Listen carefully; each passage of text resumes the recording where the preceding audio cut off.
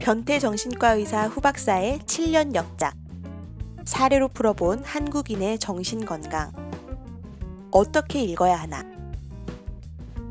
변태 정신과 의사 후박사가 7년에 걸쳐 쓴 사례로 풀어본 한국인의 정신건강을 읽은 독자들은 10중 8구 재미있다고 합니다.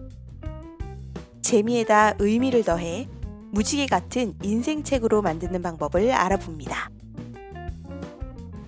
첫째, 목차를 먼저 살펴봅니다. 이 책은 정신건강 백과사전입니다.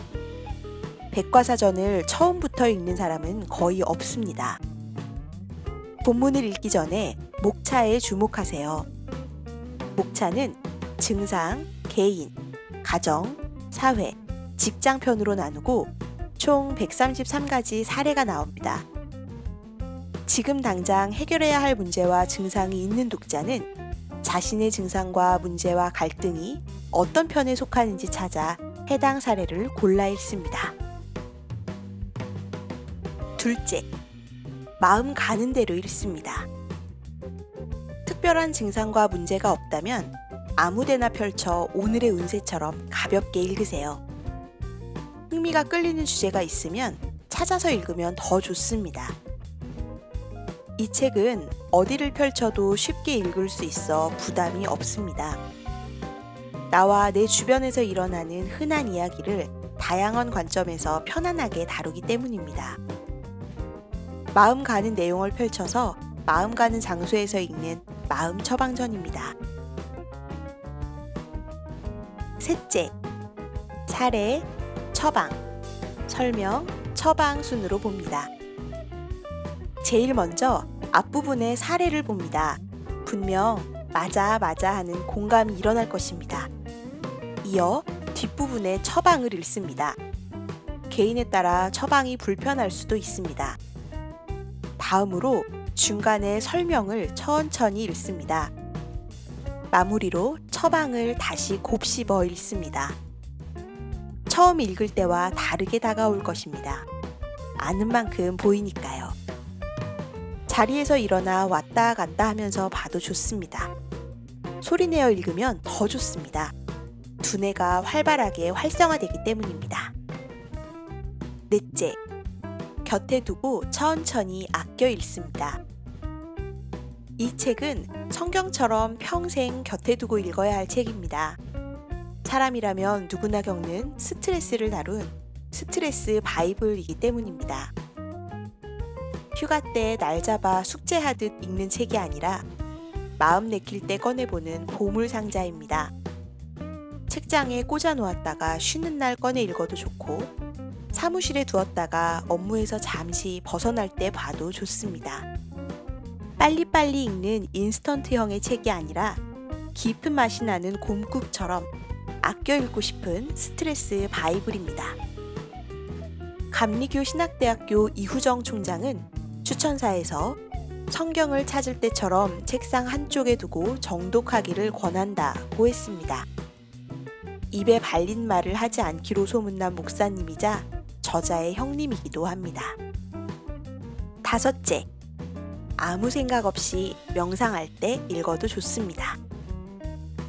이 책은 밑줄 치면서 읽으면 안 됩니다.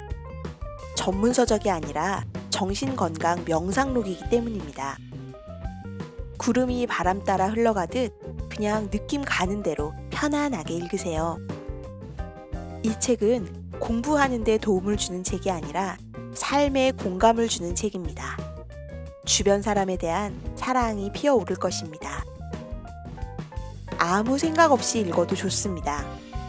학문을 위해 쓴 책이 아니라 명상을 위해 쓴 책이기 때문입니다. 기적 같은 마음의 평화가 찾아올 것입니다. 의심하지 말고 그대로 실행하세요. 이 책은 이론을 정리한 것이 아니라 실천하는 것을 돕는 실행서이기 때문입니다.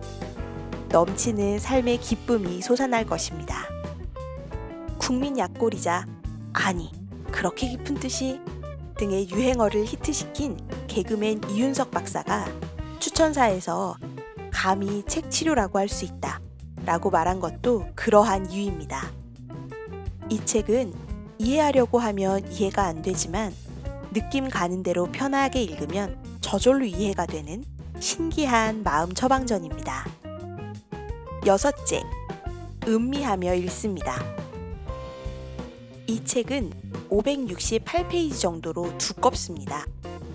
두껍지만 한 장 한 장 넘기기 아까울 정도로 감칠맛 나는 다양한 정보를 담았습니다. 빨리빨리 대신 우선 멈추어 음미하며 읽어야 내용이 소화가 잘 됩니다.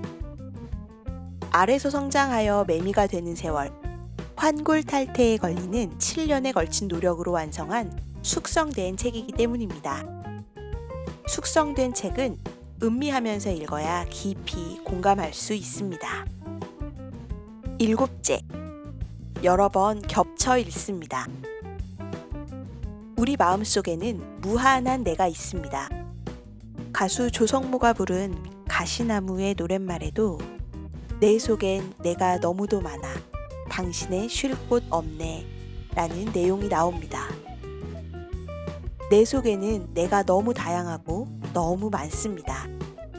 저자는 어느 한 이야기를 읽더라도 공감할 수 있도록 다양한 경로로 안내하고 무지개 빛깔의 처방을 내려줍니다. 정신건강은 눈에 보이지 않고 스트레스는 손에 잡히지 않습니다. 여러 번 읽으면 어느 순간 실체가 보일 것입니다.